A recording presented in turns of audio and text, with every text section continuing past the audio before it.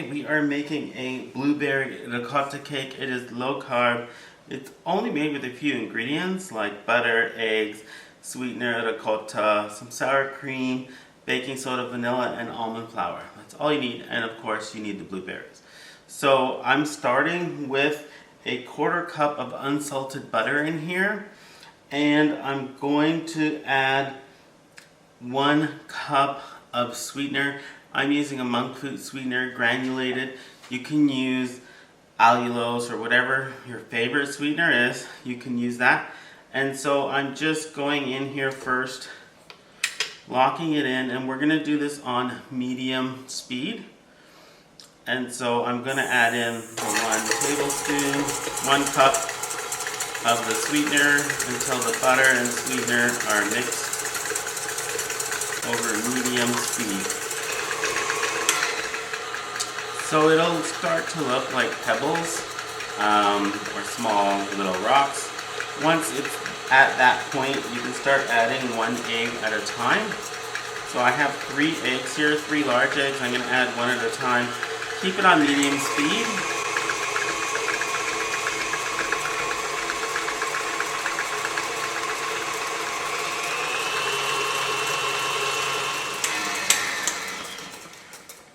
So if it looks like you need to scrape down the sides, now is the time to do that.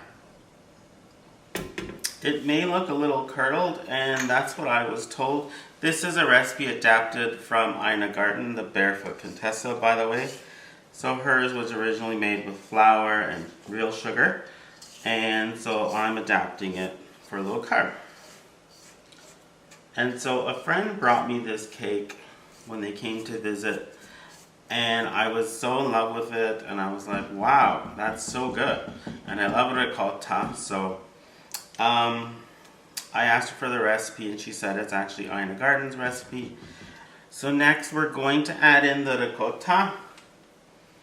This is 1 cup of full-fat whole ricotta.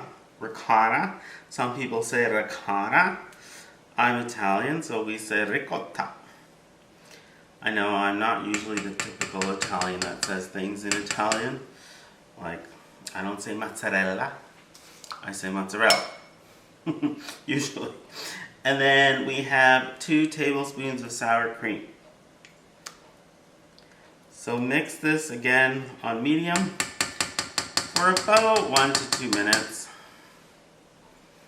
till it's nice and combined. Lock it in place. Medium speed. Okay, that was about 2 minutes. So next, oh, I forgot to add the vanilla extract. So 1 teaspoon of vanilla extract in here as well. Thankfully, I noticed now instead of later, after the cake was made. I'm going to give another 30 seconds here. Now we mix the dry ingredients. And the dry ingredients is simply just the almond flour and the baking powder. So I'm adding the almond flour to a bowl. And so the almond flour, is 3 cups of almond flour and 1 tablespoon of baking powder. And so I just use a whisk to mix it together.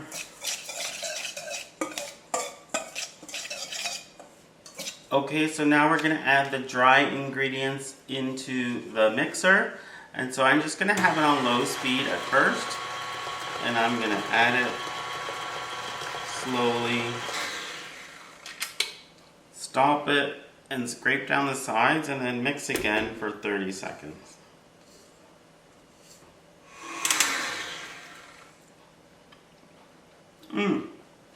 Having some blueberries.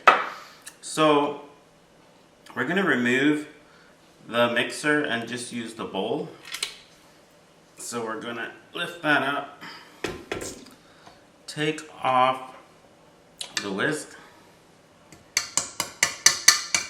You should preheat your oven at 350 degrees Fahrenheit. Take this bowl off. There we go. So we're going to fold in about 2/3 of the blueberries. Now, I keep my blueberries in the freezer for about half an hour before doing this, just so they get a little colder. They're a little harder, so when they bake, they don't normally burst. I like to keep my blueberries whole. Sometimes they'll burst anyways, but so we'll just fold these in first,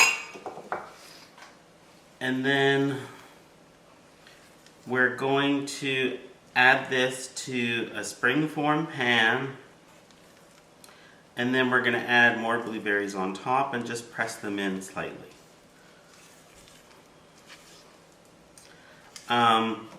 So try not to break the blueberries, you're just folding. So you should grease a springform pan with butter, well greased, and then sprinkle a little almond flour on it and flip it around a bit just to get that almond flour over the butter.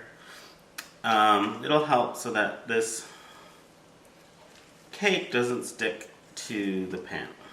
So this is my 9-inch springform pan. It has the spring there, so you release it after it's baked. I buttered it and I just coated it with a little bit of almond flour. And then if there's any excess, just remove it, shake it over the sink, and that's it. So we're going in with the blueberry cake into the pan. Your oven is preheated at 350.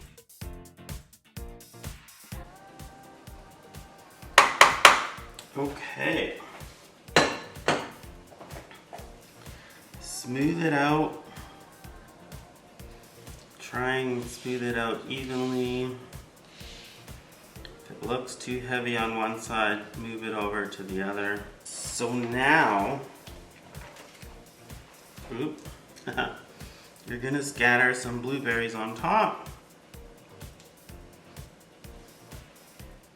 This is actually a pretty easy recipe. There's not a lot of ingredients. So once you have the blueberries scattered, press them in halfway.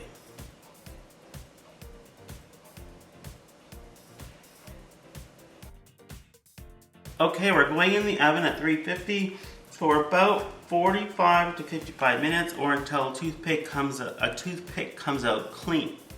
Let's go. Well, will you look at that?